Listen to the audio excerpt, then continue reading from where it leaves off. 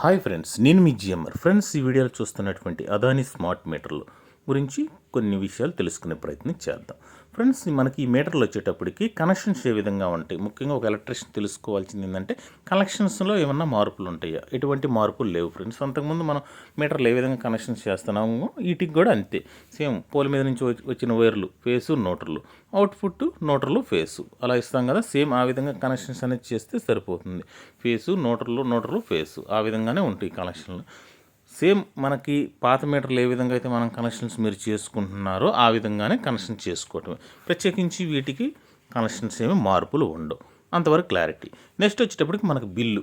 ప్రస్తుతానికి ఏంటంటే ఈ మీటర్లకి మామూలుగా పాత మీటర్లకి ఏ విధంగా అయితే రీడింగ్ తీసి స్లిప్ చేతిలో పెడుతున్నారో ఆ విధంగానే బిల్లు పేపర్ అనేది ఇవ్వటం జరుగుతుంది ప్రస్తుతానికి మాకు. అయితే రానున్న రోజుల్లో ఇలా మనిషి వచ్చి రీడింగ్ తీసి బిల్లు ఇచ్చే పని లేకుండా ఆటోమేటిక్గానే బిల్లు జనరేట్ అయిపోతుంది. ఎన్ని యూనిట్లకైతే పవర్ బిల్లు మనకి వస్తుందో అంత అమౌంట్ అనేది మనకి జనరేట్ అయిపోతుంది. అలాగా మనకు వచ్చినప్పుడు మనం బిల్లు పే చేసుకుంటే సరిపోతుంది. ప్రత్యేకించి మనిషి వచ్చి రీడింగ్ తీసే పని ఉండదు. మళ్ళీ ప్రస్తుతానికి ఏంటంటే మామూలు మీటర్లకు ఏ విధంగా అయితే రీడింగ్ తీసి మనకు స్లిప్ ఇస్తున్నారో ఆ విధంగా ఇస్తున్నారు. ఇక నెక్స్ట్ వచ్చేటప్పటికి ఈ మీటర్లకు సంబంధించి ఇంకో డౌట్ ఏంటంటే టయానికి బిల్ పే చేయకపోతే పవర్ ఆగిపోతుందా? దీనికి మనకి సమాధానం ఏంటంటే అంత నిర్ణయం అనేది తీసుకోకపోవచ్చు. ఎందుకంటే మనకి ఏంటంటే కొన్ని సందర్భాలు మనం పవర్ బిల్లు పే చేయడం లేట్ అవ్వచ్చు. అలాంటి సందర్భాల్లో లైన్ మ్యాన్ వచ్చి మనకేం చేస్తాడు, ఫీజు తీసుకెళ్ళిపోవటము లేదంటే చెవటము జరుగుతుంది. ఈ విధంగానే మనకి ఈ మీటర్లకు కూడా నిర్ణయం తీసుకోవచ్చు. అంతే తప్పితే మనకి టైం అయిపోయిన తర్వాత ఆటోమేటిక్గా సడన్గా పవర్ ఆపేసేయటం ఇలాంటి నిర్ణయాలు తీసుకోపోవచ్చు.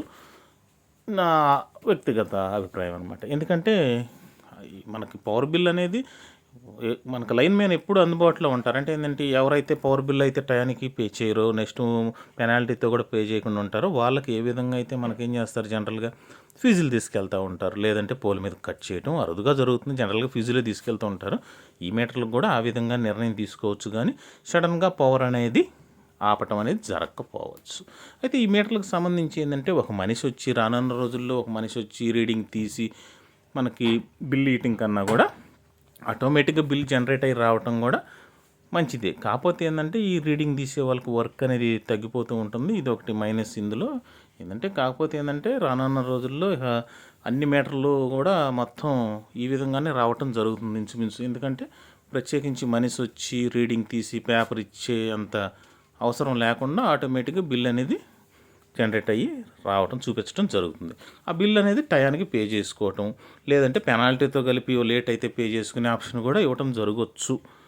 ఈ విధంగానే ఈ మీటర్లు అనేది ఉండటం జరుగుతుంది. అయితే ప్రస్తుతానికి మాత్రం ఇంకా చాలా మీటర్లు బిగించాల్సి ఉంది కాబట్టి ప్రస్తుతానికైతే మనకి బిల్లు యథావిధిగా తీసి ఇవ్వటం జరుగుతుంది. అంటే మనకి పాత మీటర్లకు ఏ విధంగా అయితే రీడింగ్ తీసి మనకు స్లిప్ ఇస్తున్నారో అదేవిధంగా ఈ మీటర్లకు కూడా తీసి ఇచ్చే అవకాశం కూడా పెట్టుకున్నారు. అందులో ఏంటంటే అన్ని మీటర్లు రెడీ అయిన తర్వాత ఒకేసారి ఒక యాప్ అనేది మనకి ఇవ్వటం జరుగుతుంది. అందులో నుంచి ఈ బిల్ అనేది మనీ పే చేసే విధంగా వాళ్ళు ఇస్తారని చెప్తున్నారు. అయితే మరి మీ ఏరియాలో మీరు వాడుతుంటే మీకు ఎలా ఉంది? ఈ మీటర్లకు సంబంధించి మీకు పవర్ బిల్లు ఏమన్నా మార్పు వస్తుందా? ఆ పాత మీటర్లతో పోల్చుకుంటే మీరు బిల్లు ఏ విధంగా పే చేస్తున్నారు? కామెంట్ రూపంలో తెలియజేస్తే చాలామందికి అవగాహన అనేది వస్తుంది. అయితే మా ఏరియాలో మాత్రం ఈ మధ్య కాలంలో ఇలాంటి మీటర్లు బిగించడం జరుగుతుంది. వీటి వల్ల ఎటువంటి ఇబ్బంది ఉండకపోవచ్చు. రానున్న రోజుల్లో అన్ని మీటర్లు కూడా ఈ విధంగానే రావటం జరుగుతుంది. బిల్లులు కూడా ఆటోమేటిక్గానే జనరేట్ అవుతాయి.